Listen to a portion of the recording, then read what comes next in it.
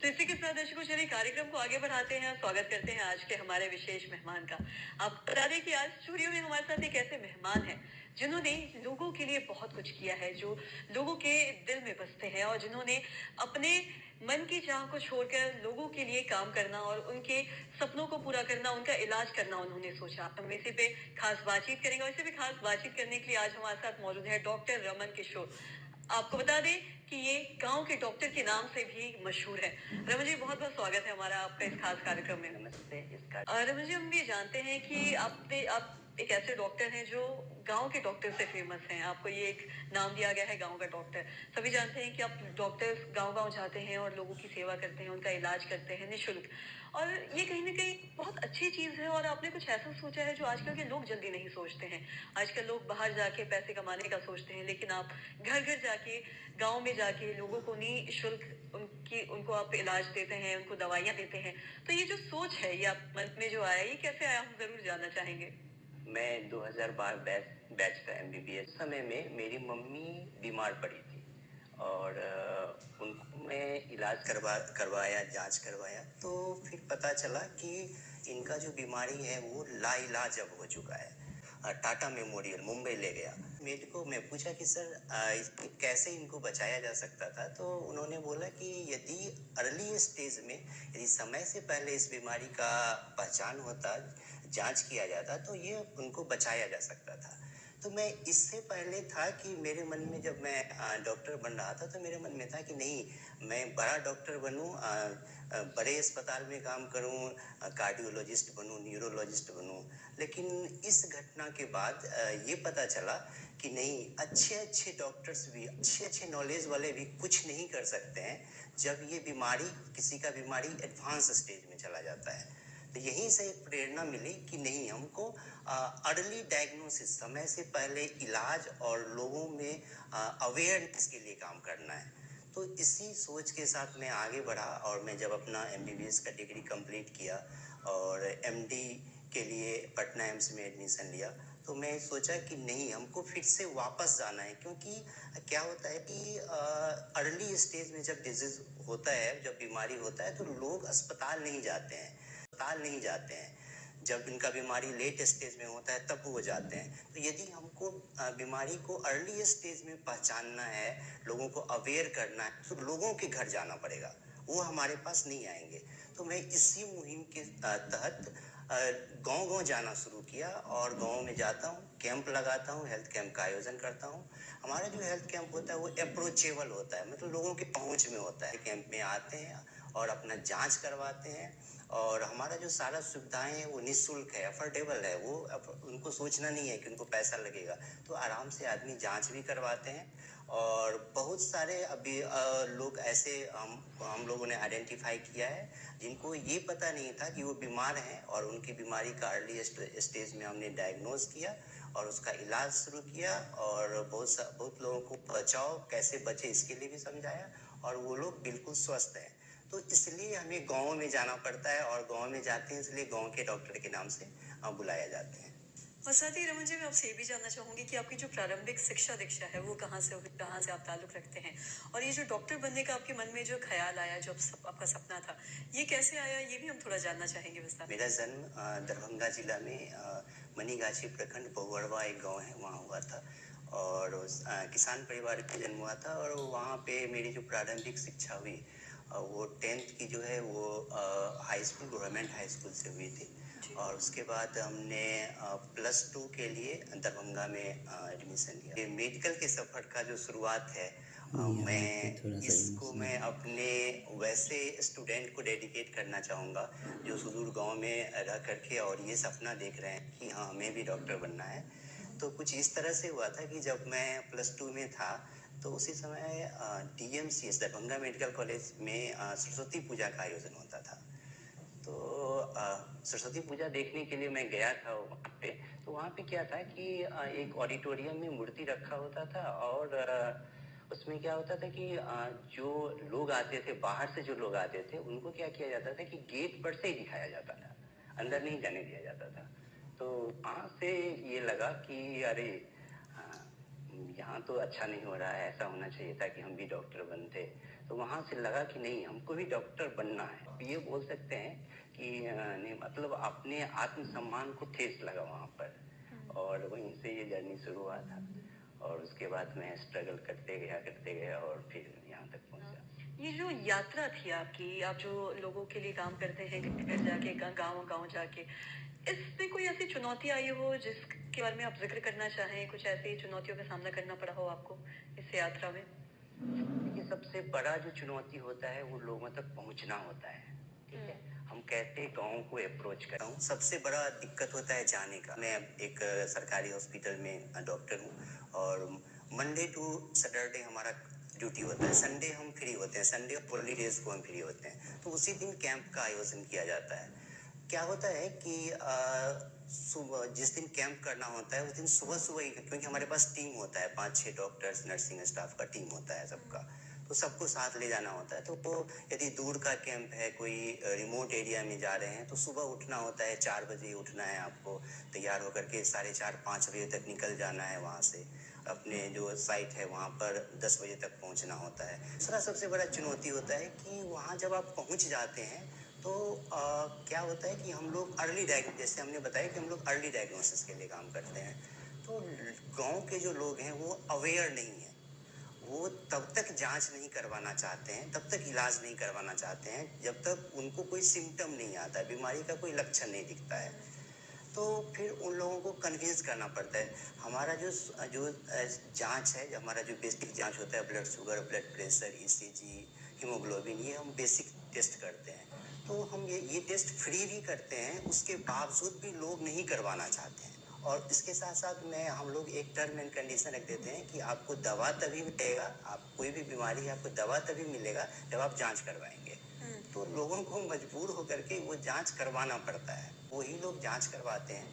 तो फिर क्या होता है कि बहुत सारे उसमें जो एसिम्टोमेटिक पेशेंट है उनको पता चलता है कि पहली बार उनको पता चलता है लाइफ में कि नहीं, उनको हाई ब्लड प्रेशर है, उनको शुगर का शिकायत है।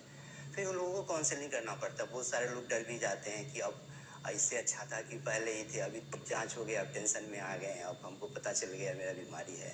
तो लोगों को समझाना पड़ता है कि यदि आप नहीं जांच करवाते तो ऐसा नहीं था कि बीमारी ये रुक जाता, वो बीमारी प्रोग्रेस होते रहता है, और जब आपको सीरियस प्रॉब्लम होता है तब आपको ज़्यादा पैसा भी खर्च होता है और आपका जान भी जा सकता था। इसलिए अभी आपको समय है। और बहुत सारे उसमें ऐसे मरीज होते हैं जो अर्ली स्टेज में हैं, प्री डायबिटिक हैं, प्री हाइपरटेंसिव हैं, तो ये वो यदि लाइफ स्टाइल भी ठीक कर ले, खान पान में भी परहेज कर ले, तो वो बच जाते हैं बीमार होने से, बाद में वो बीमार होने से बच जाते हैं। तो यही हम लोग का अचीवमेंट होता है कि नहीं, उनको पहले सचेत करके और उनको बीमार होने से, क्योंकि जैसे आपको पता होगा हाइपरटेंशन और डायबिटीज में जिंदगी भर दवा खाना है, एक बार यदि हो गया तो आपको जिंदगी भर। तो उन लोगों का यदि बॉर्डर लाइन के जस्ट पीछे हैं तो वो लाइफ स्टाइल भी, उनको नहीं पता है कि वो डायबिटिक होने जा रहे हैं, तो वो अपना फ्री फिजिकल एक्टिविटी नहीं करते हैं, खाना अपने मन से खाते हैं। तो यदि उनको पता चल जाता है तो वो अवेयर होते हैं, और बहुत सारे ऐसे लोग बचे हैं जो बिना दवा खाए भी ठीक हो गए हैं। मैं आपसे जानना चाहूंगी कि इस चीज में आप कितना मानते हैं कि हर आमजन या फिर जितने भी डॉक्टर्स हैं उसको कुछ वक्त निकाल के अपना प्रोफेशन से हट के कुछ वक्त आमजन या फिर लोगों के लिए निकालना चाहिए? जरूर। ऊपर वाले ने हमें क्यों बोला जाता है, एक लाइन बहुत कॉमन लाइन है कि डॉक्टर भगवान का रूप होते हैं। डेफिनेटली हम लोग को कुछ वक्त निकाल करके और उनके लिए जो ज़रूरतमंद है, जिन तक स्वास्थ्य सुविधा नहीं पहुंच पा रही है, उनके लिए काम करना चाहिए। इस प्रोफेशन में हालांकि सब जगह प्रॉब्लम है, जो भ्रष्टाचार की बात करें तो सब जगह है, लेकिन इस प्रोफेशन में भी है बहुत सारे जो अलग भी इनकम के सोर्स हैं डॉक्टर्स के लिए। तो यदि हम खुद को नियंत्रित रखें और हम ईमानदारी से काम करें अपने पेशेंट के लिए, और हमारे बहुत सारे डॉक्टर्स हैं, यदि महीना में एक दिन भी काम करें तो हम समाज को बहुत कुछ दे सकते हैं, और अपने अंदर एक सेवा भाव भी डेवलप होगा और लोगों के लिए भी अच्छा होगा।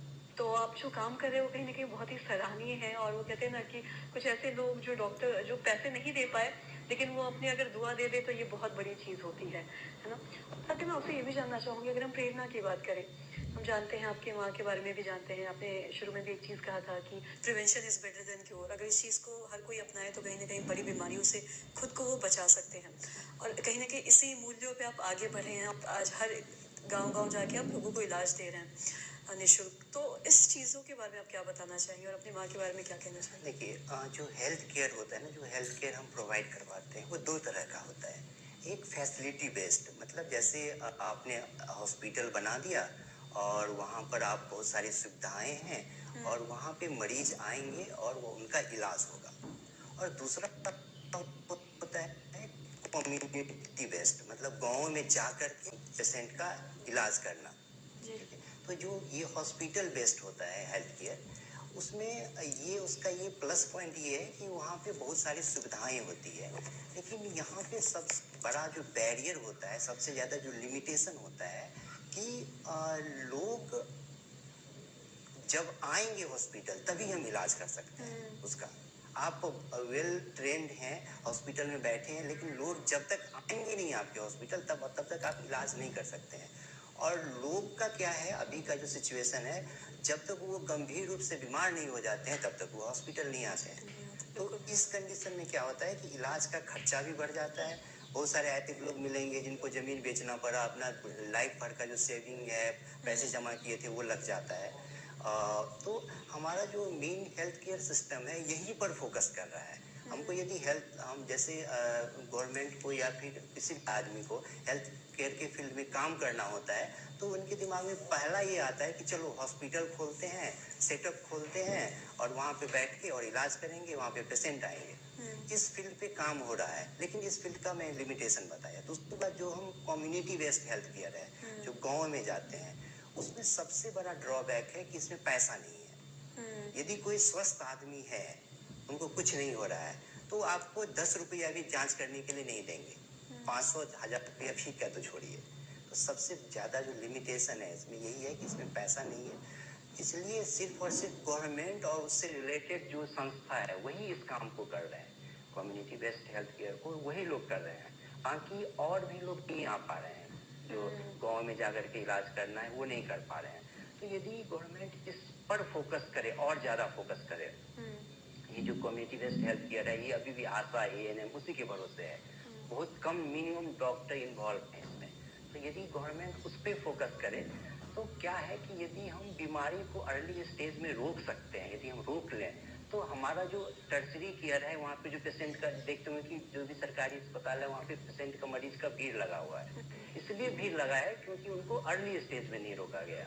जब वो दवा खा करके, एक टैबलेट खा करके रोक सकता था, वो नहीं रोका गया, तो इसलिए वहाँ पे है। तो यदि हमको टर्सरी केयर का पेशेंट लोड घटाना है, ट्रीटमेंट का कॉस्ट कम करना है, तो हमको गांव में जाना पड़े। जो भी डेवलप कंट्री है, डेवलप कंट्री में जो कम्युनिटी बेस्ड हेल्थ केयर है वो बहुत उसका स्ट्रांग होता है, वो उस पर बहुत ज्यादा काम करते हैं, इसलिए उनका जो टर्सरी केयर है वहाँ पे पेशेंट कम होते हैं। तो यदि गवर्नमेंट इस पे ध्यान दे तो हम अच्छा कर सकते हैं। और लोग भी हैं, थोड़ा मेहनत करके, थोड़ा सा डेडिकेशन दिखा करके ये काम करें तो हम बेटर आउटपुट ला सकते हैं। जैसे हम एक एग्जांपल देंगे, एक सिंपल बीमारी है हाइपरटेंशन। इसको यदि प्री हाइपरटेंसिव स्टेज है तो सिर्फ और सिर्फ लाइफ स्टाइल चेंज करके हम उसको बचा सकते हैं, उनको बीमारी होने से बचा सकते हैं। यदि वो मरीज हो गए हैं, हाइपरटेंशन के पेशेंट हो गए हैं, तो वो यदि अर्ली स्टेज में है तो सिर्फ उनको एक दवा खिला कर स्वस्थ, जैसे नॉर्मल आदमी काम करता है वैसे करेंगे। तो ये हम पे डिपेंड करता है कि उस बीमारी को हम किस स्टेज पे एक्ट करते हैं। जितना अर्ली स्टेज में एक्ट करेंगे उतना अच्छा आउटपुट होगा, उतना कम पैसे में अच्छा हम कर सकते हैं। बिल्कुल। तो इस पे ध्यान देने की जरूरत है। जी। और साथ ही मुझे आपसे ये भी जानना चाहूँगी, आप घर घर जाते हैं, गाँव में ज़्यादातर आप देखते हैं लोगों का इलाज करते हैं निःशुल्क। मैं आपसे ज़रूर जानना चाहूँगी कि कोई ऐसी बीमारी या कोई ऐसा चीज़ जो आप अक्सर लोगों में गाँव में देखते हो, जिसको लोग हैं जो इग्नोर करते हो और जो कहीं न कहीं आगे जाके एक बड़ी बीमारी का भी रूप ले सकता है, जो अक्सर आप पाते होंगे लोगों में? हाँ, ये बीमारी जो मतलब डायबिटीज और हाइपरटेंशन, जी। प्रीवेलेंस की बात करें, मतलब कितने लोगों में है, तो 25 to 30% जो पॉपुलेशन है वो हाइपरटेंसिव है। 10 to 15% लोग डायबिटिक है और मैक्सिमम लोग इनमें से पता नहीं है। और ये जो बीमारी है, सबसे बड़ा ड्रॉबैक क्या है कि ये बीमारी इनिशियल स्टेज में एसिम्प्टोमेटिक होता है। जब हो रहा है ये बीमारी तो उस समय में कोई लक्षण नहीं होता है। तो सबसे बड़ा यही चैलेंजिंग काम होता है, उनको दवा खिलाने के लिए राजी करना।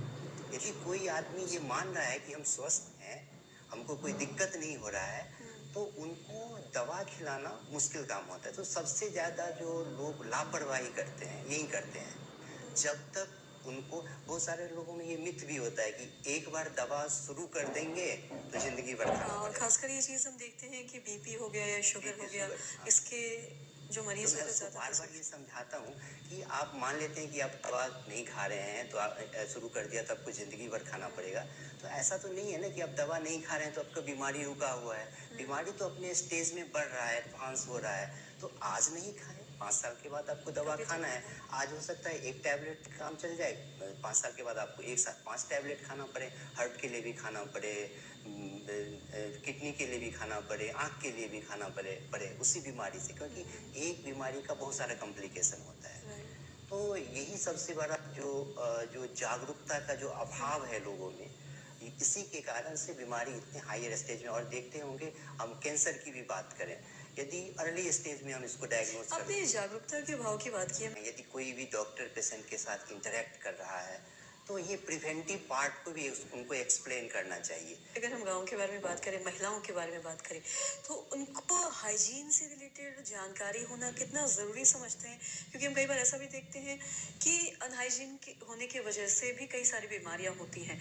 तो इसको लेके लोगों के बीच में, महिलाओं के बीच में जागरूकता फैलाना कितना ज़रूरी समझते हैं आप? मैं गाँव में जाता हूँ और बहुत सारी ऐसी महिलाएं हैं जो इससे सफ़र कर रही हैं और बहुत दिनों से सफ़र कर रही हैं। और ये एक मिथ होता है, वो क्या है कि वो बतलाना भी नहीं, उनको आप पूछेंगे अच्छे से कि आपको यूटीआई से रिलेटेड, आप सिम्टम पे, आपको पेट दर्द कर रहा है, अच्छा ये भी हो रहा है, ये भी, ऐसे करके पूछेंगे तब वो खुलती है कि नहीं, हमको इस टाइप का जो हाइजीन से रिलेटेड है वो बीमारी, तब पता चलता है उनको। तो इसके लिए जागरूक करना ज़रूरी है। और हमारा जो हेल्थ कैंप होता है, वहाँ पे हम लोग जो सैनिटरी नैपकिन होता है उसका भी डिस्ट्रीब्यूशन करते हैं और लोगों को अवेयर करते हैं ये कितना ज़रूरी है, गंदा कपड़ा का आप इस्तेमाल करें। अभी भी गांव में महिलाएं जो हैं, जो ओल्ड एज की हैं, वो करती हैं उसका, गंदे कपड़े का, एक ही कपड़े को बार बार इस्तेमाल करती हैं, गंदे कपड़े का इस्तेमाल करती हैं। तो मैं उनको, हम लोग, हमारे टीम में खास करके जो लेडीज़ डॉक्टर होते हैं, उनको ये जिम्मेदारी होता है कि आप उनको अवेयर करिए।